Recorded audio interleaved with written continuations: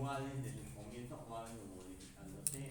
¿Cuál es el síntoma predominante? Tiene dolor, tiene prurito, está acompañada con síntomas sistémicos, fiebre, escalofrío, tal vez.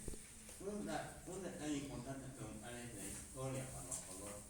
A veces tomar un paracetamol, la aspirina puede causar reacciones alérgicas importantes, ¿no?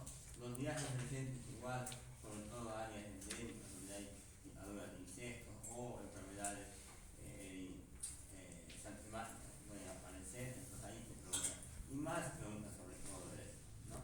Pero por lo menos hay varias esenciales científicas en esta pregunta. Si hablamos de antecedentes familiares, hay muchos que tienen neurofibromatosis, que puede ser transmisible o contagiable, ¿no? El tema de las alergias es similar, ¿no? Puede haber un contagio de este tipo de enfermedades, entonces, no contagio, sino una transmisión en forma genética, ¿no? Entonces, tengan en cuenta que también preguntar sobre los hábitos tóxicos del paciente o el trabajo que realiza el paciente es importante, porque maneja, por ejemplo, fluidos, maneja químicos y demás, entonces van a tener la situación de que puede ser por ese tóxico que va a presentar el paciente. Todo está en su libro, así que atienda mejor, ¿no? Todo está en su libro, no hay nada afuera de su libro. Algunas otras cosas que me pueden enseñar, pero eso voy a aprender a mí. Cuando evalúen una piel normal, cuando vayan a hacer una clínica o cuando vayan a hacer una evolución del paciente, evalúan la piel normal. ¿Qué evalúan la piel normal? Vamos a ir por 3 puntos importantes, hay más, pero 3 puntos importantes. Uno, la hidratación de esa piel. Para eso usamos la fulgencia de la piel. Y esa fulgencia, cuando un paciente está deshidratado, ese signo suele aparecerse y quedarse ahí. Hablamos del famoso ciclo del pliegue, por ejemplo, ¿no? Además que todo en los bebecitos, ¿no? Para ver el tema de deshidratación. Entonces, ese famoso ciclo del pliegue, de consistencia sólida, tamaño pequeño, esa sí es teoría, menor a 5 centímetros, 5 centímetros de diámetro, y es superficial, ¿no? Suele tener una resolución espontánea, no deja cicatriz, y uno de los ejemplos de la válvula, ¿no? Ahí está en la piel una imagen, una keratosis que va teniendo su paciente. Y estos son los ejemplos de pápulas que pueden presentar.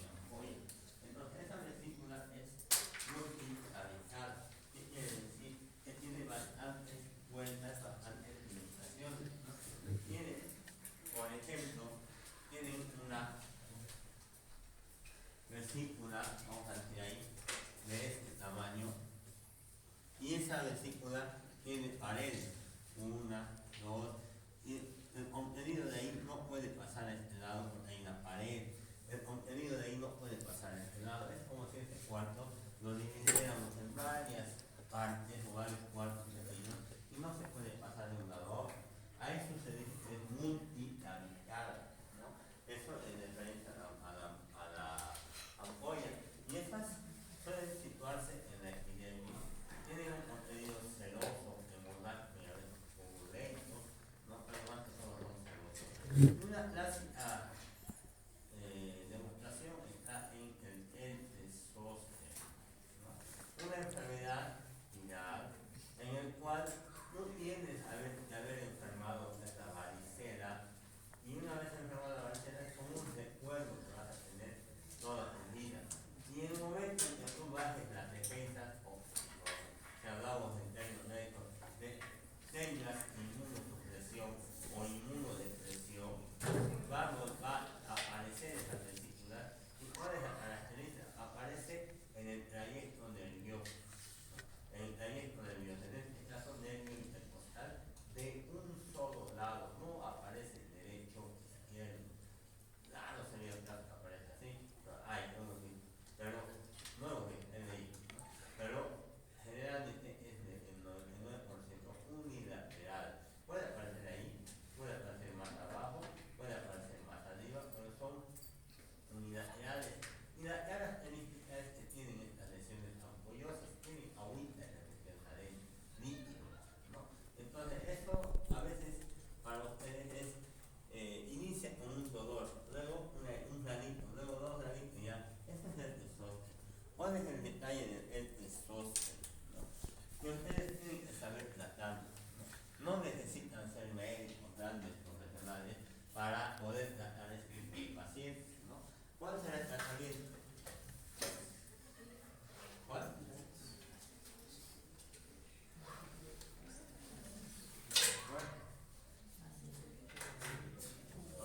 Su tratamiento va en aciclovir, ¿no? Antihistamínicos. Uno de ellos es comúnmente usado. Esto viene de 400 miligramos aquí. Viene en ampollas, pero también hay comprimidos de 400 miligramos. Y un detalle importante, si ustedes tienen un paciente y están empezando a ver herpes zóster, no, pues no lo dejen a que aparezca todo lo que es esa lesión. ¿Por qué? Porque eso va a sanar, quieran o no, va a sanar, ¿no? Pero si no le dan el tratamiento, ese paciente va a quedar con dolor toda su vida, ¿no? Y ahí está el detalle que muchas pacientes han venido cuando ya estaban con dolor, porque vienen de 2 años, 1 año y dicen, me sigue doliendo, y les va a doler toda su vida. Y toda su vida tienen que estar con medicamentos.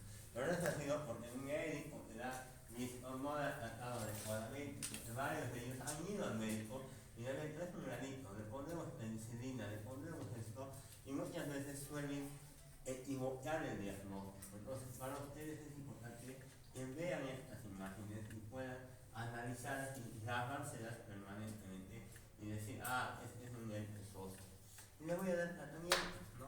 El tratamiento generalmente no va a poder tener una tableta cada 8 horas, no va así.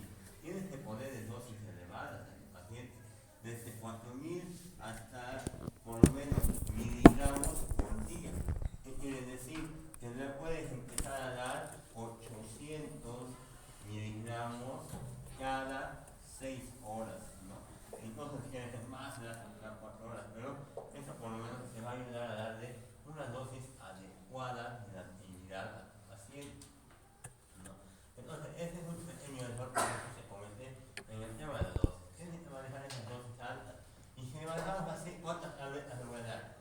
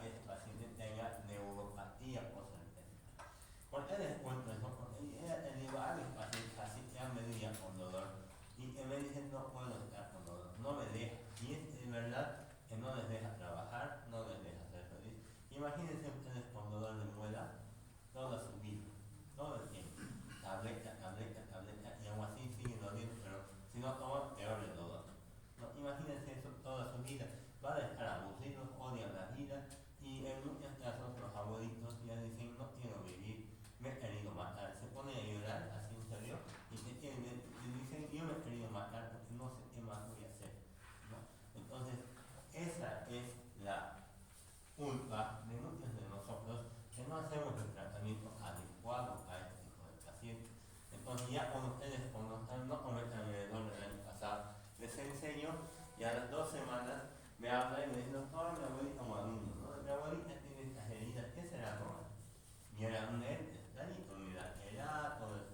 Pero hace tratamiento de y cuánto le puedo dar de tratamiento, o sea, no, básicamente lo que habíamos avanzado no se lo ha aprendido, ¿no? Y de hecho, esto tienen que aprender, en su vida les va a servir, por eso es pregunta el examen, por eso voy a preguntar así, exactito, igualito a todos ustedes, y ni algo así han logrado aprender, porque yo ya muchas veces escapa de la posibilidad o de la responsabilidad del docente, ¿no?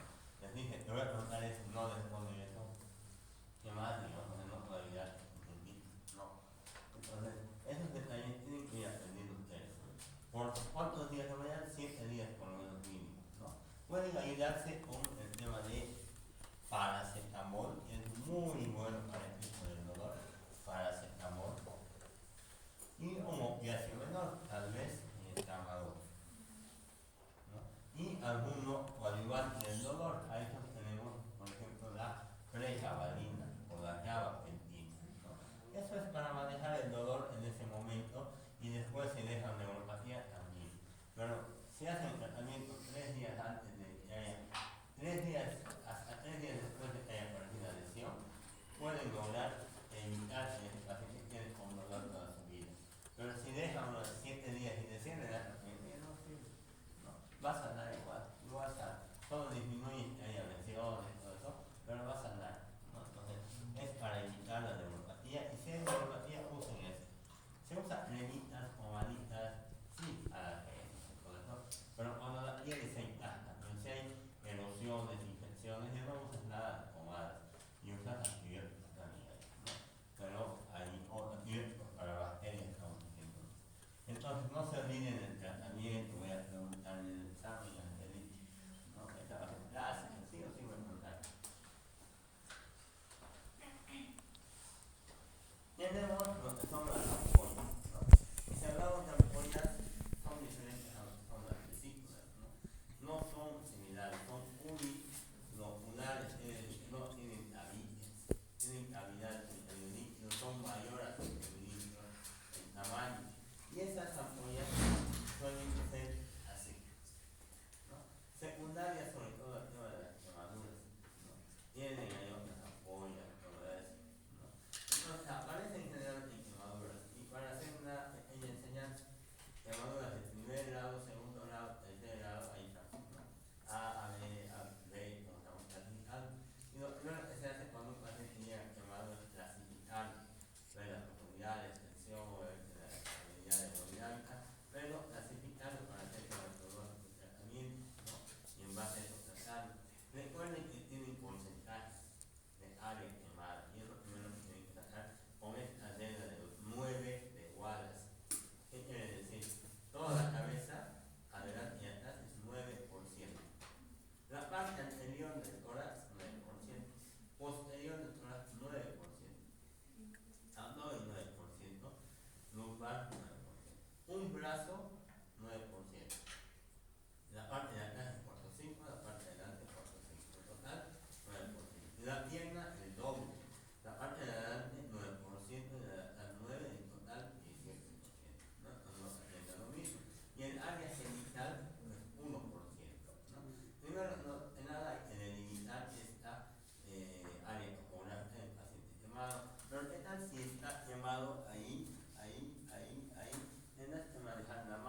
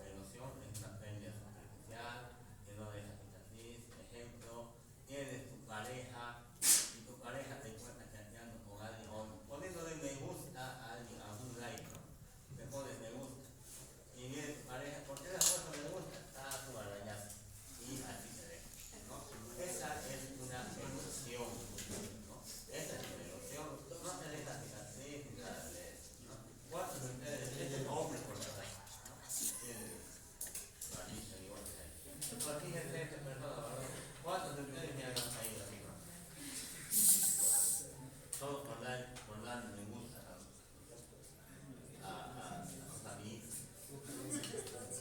Entonces, eso no es la cicatriz, por lo general se va fácilmente, pero tiene conociendo un dolorcito fuertecito, importante en esa lesión afectada. Tenemos lo que son las úlceras, ¿no? Úlceras, que pueden ser por el tema de cúbito o pueden ser por otras causas también, ¿no? Que tienen pérdida de sustancia, o sea, parte de esa piel ha sido arrancada, podemos decir, ahí está, ¿no? Y para sanar esto, la verdad, para hacer la curación, ahorita no se puede ni suturar ni nada de eso, pero para hacer la curación de esto es un fíjense, la úlcera ovalada, de bordes bien definidos, con tejido fibrinoso adentro, no es infección, es tejido fibrinoso. Y para hacer la curación tiene que ir debridando o sacando ese tejido fibrinoso, ¿no? Y para que pueda reanudar adecuadamente esta úlcera, ¿no? Muchas veces piensan que es poner yodo o yoda y acabó, ¿no? Ya está, ¿no? Y no es eso una curación. La curación en realidad, si van con cirugía plástica, y si ustedes van a ser internados en la Caja Nacional, te van a encontrar un doctor ahí que odia una mala curación, ¿no? Que te dice, pero no me pongas hasta ahí, pero este pedacito te ha faltado, pero este está sacando, no tienes que sacar. Entonces te va trapeando prácticamente la curación de una herida de manera adecuada, ¿no? Entonces no es nomás limpiarlo, fregarlo, ya está limpio, no es tan así. Tienes que hacer una curación adecuada que permita la reanudación de esa lesión y pueda salir adelante ese paciente, ¿no? Entonces eso es una ulceración. Ahí tenemos la erupción, ¿no? Lesión secundaria que ha sido producido en la piel. Tienes lo que es la atrofia, ¿no? Que se produce por disminución de la elasticidad, disminución de la piel, pero lo más característico son las estrías, ¿no? Estas estrías que muchas veces aparecen en las personas que tienen embarazos múltiples, vamos a decir, en las personas obesas. Entonces son estrías que van apareciendo en el cuerpo y que muchas veces son rojas, rojizas, violáceas, cuando son recientes estas estrías. Pero ya cuando son antiguas son así, blancas, con la carada, con la anaranjadita o tirada a blanco, de esa manera, ¿no? Entonces estas son las estrías de la reciente generación y las antiguas que van apareciendo, ¿no? Son tipos de estrías que van apareciendo, ¿no? Si bien no causa un daño fisiológico, fisiopatológico, es más el tema estético el que van a tener los pacientes, ¿no? La cicatriz es una neoformación del tejido conjuntivo epitelial que reemplaza a una pérdida de sustancia o sustituye un proceso inflamatorio destructivo. Hay cicatrices no patológicas, hay las que son queloides, ¿no? Hay algunas que sí pueden ser asociadas y demás, que tienen esas cicatrices. Ese es el proceso de cicatrización que ustedes deberían dejar hasta llegar solamente eso. Esa es una cicatrización adecuada que has dejado en tu paciente, pero muchas veces se forma tejido vicioso o queloides que van a ser cicatrices gruesas, ¿no? Llegan a ser como una especie de carne que va creciendo ahí a ese nivel. Entonces esto es un queloide, ¿no? De una cicatriz. Muchas de las teorías te indican que el tema del zinc ha ido produciendo que actualmente tengamos este tipo de cicatrices, ¿no? Porque anteriormente no teníamos una buena alimentación en lo que es el zinc, por ejemplo, ¿no? Y de esa manera actualmente ya tenemos esa deficiencia y tenemos estas cicatrices, ¿no? Pueden ser tratadas sí con corticoides, teratolíticos y demás, pero pueden ser manejadas esas cicatrices, ¿no? Entonces hasta ahí son las lesiones primarias y secundarias de la piel, ¿no? Hasta ahí llegamos, no hay mucho más que dar de vuelta, porque fíjense que en la mayoría son solamente imágenes que hay que ir aprendiendo, por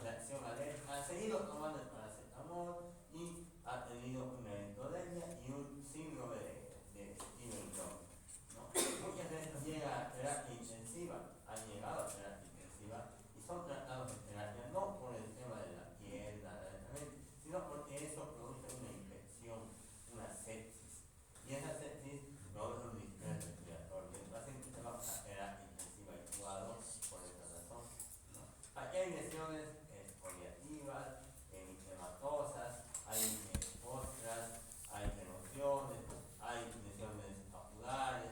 Entonces, fíjense que hay varios tipos de lesiones con contenido infeccioso. Entonces, para describir esto, tienen que empezar de esta zona y ir haciendo este vacío y empezar a describir la frente. Luego describir la lesión de los párpados, lesión ocular. Luego describir la lesión de ambas mejillas. O sea, todo esto tiene que ir describiendo parte por parte para que sea anotado en el tiempo. Entonces, muchos medicamentos, por ejemplo, la fenitoína para convulsiones, produce este tipo de lesiones, ¿no? Pero es lo que pasa, que es reconocida como un alergeno, ¿no? Un alergeno. Entonces, ese alergeno suele generar una reacción anticuerpo con un anticuerpo, anticuerpo y produce en la piel esta destrucción que está presentando. Entonces, esta es un síndrome de Stevens-Jones. Se puede empezar con una electrodermis, se puede abarcar a todo el cuerpo, esto es lo que va a producir, ¿no? Entonces, ya tienen ahí una afectación prácticamente de todo lo que es el tejido de la piel, ¿no? Lo cual es una llamadura incluso que está pensando, pero no es todo, es un Stevens-Jones así. Entonces, también no tengo cuidado, porque yo he tenido pacientes en terapia por el consumo, por ejemplo, del antillagásico de ventilador. Han tomado jovencitos, todavía pueden tomar, pero una de las reacciones alérgicas es esto. Una de ellas. Entonces, por eso les hacen firmar el consentimiento a ellos, que te puede pasar esto y llegar a terapia y ser intubado, ¿no? Y no solamente por fuera, por dentro, igual las mucosas arden, igualito. Entonces no puedes comer, no puedes hacer baño, no puedes orinar, porque todo eso está igualito, ¿no? La lesión vaginal de las mujeres también está igualito, ¿no? Entonces empieza con vaginosis y las infecciones por todo el lado aparecen y por eso el paciente se va a descompensar, ¿no? Algo que ustedes generalmente hacen, ¿no?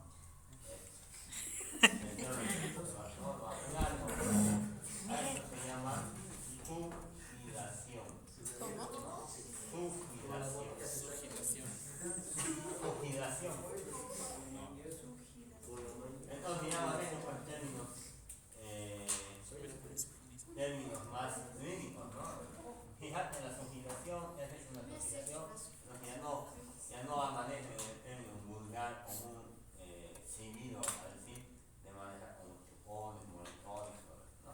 Sugilación, ¿no? Es que no es que se desaparece con monedas ni nada, puede producir mayor daño ahí, inclusive hasta trombosis, incluso si es abundante el tema de la sugilación, entonces puede dañar incluso al tema de la vasculatura y el paciente puede tener más severo, ahí en el sentido. Tenemos cuidado con ese sentido. Este es un paciente que tiene varices en miembros superiores. Se ha pintado negro. Esto es una dermatitis ocre. Esta es una dermatitis ocre. Una dermatitis ocre, ¿no? Y esta dermatitis es por el tema vascular más que todo, ¿no? O sea, disminuye la vascularidad a este nivel y puede tener una pigmentación así de luz. Pero muchas veces por el tema vascular igual llegan a ser úlceras, ¿no? Y esas úlceras